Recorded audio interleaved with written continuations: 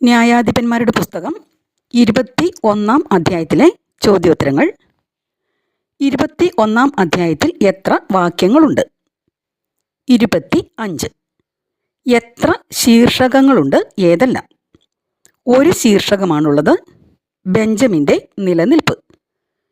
Israel എവിടെ ഒന്നിച്ചുകൂടിയാണ് ശപഥം ചെയ്തത്? മിസ്പായിൽ. 21:1 ഇസ്രായേൽക്കാർ മിസ്പായിൽ ഒന്നിച്ചുകൂടി ചെയ്ത ശപഥം എന്ത്? നമ്മിൽ ആരും നമ്മുടെ പെൺകുട്ടികളെ ബെഞ്ചമിൻ ഗോത്രക്കാർക്ക് വിവാഹം ചെയ്തു കൊടുക്കുകയില്ല എന്ന്.